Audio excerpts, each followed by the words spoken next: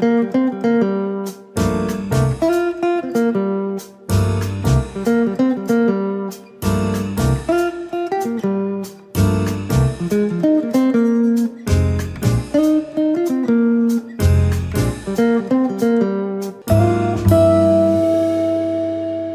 chor muang est un type d'amuse-gueule salé thaïlandais cuit à la vapeur. Il est composé de deux parties, la pâte et la garniture. La caractéristique distinctive du chor muang est il a la forme d'une fleur violette, cuit à la vapeur et servi avec de la laitue, des piments, de la coriandre et de l'ail frit. Apprenons à préparer le chor muang dès maintenant.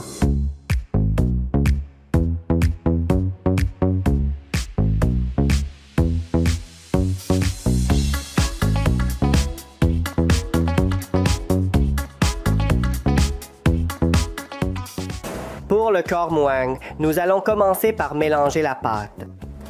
Ne mettez pas encore le feu pour cette étape. Ceci est pour mélanger dans une poêle en cuivre, car les poêles en cuivre conduisent mieux la chaleur que les poêles ordinaires.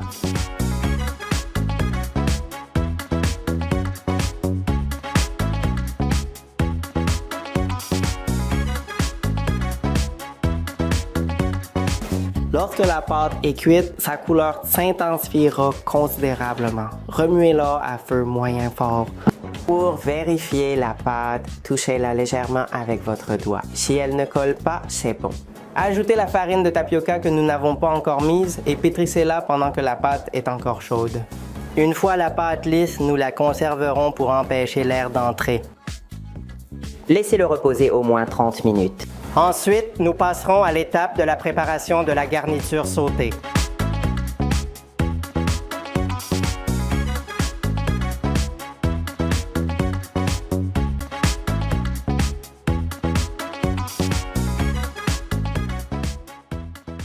Les oignons sont dedans, ajoutez maintenant le poulet.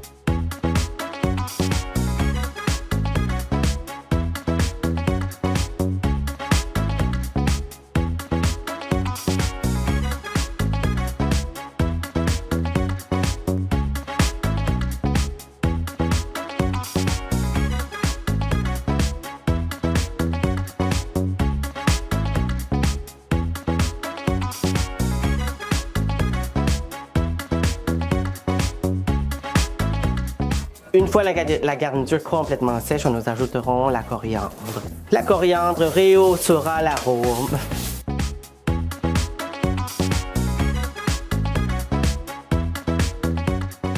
Ensuite, retirez-le et laissez-le refroidir.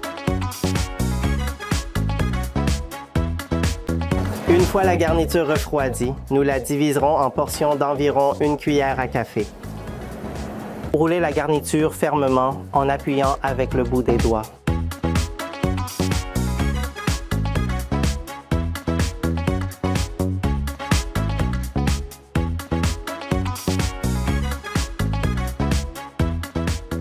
Ensuite, nous allons diviser la pâte pour le façonnage en visant une taille similaire à celle de la garniture. Commencez par saupoudrer vos mains avec la farine de tapioca préparée, farine d'enrobage, puis pressez.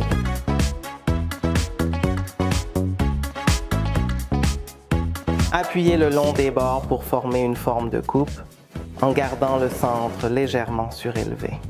Ensuite, placez la garniture au centre.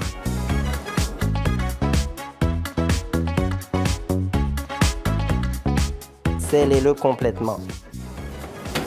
Ensuite, appuyez légèrement pour faciliter le placement. Trempez la pince à épiler dans la farine d'enrobage, puis commencez à pincer les pétales. Commencez par l'étamine en la pinçant en forme de triangle. Pour la deuxième couche, alternez-la entre deux pétales, inclinez-la, puis placez-la dans le cuiseur vapeur. Avant de cuire à la vapeur, nous allons vaporiser de l'eau pour enlever la farine d'enrobage.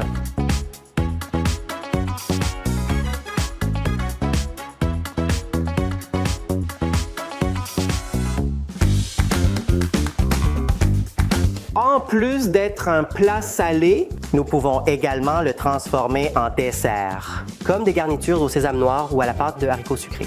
Vous pouvez même le napper de lait de coco. N'oubliez pas d'essayer de faire le chor muang un de ces jours.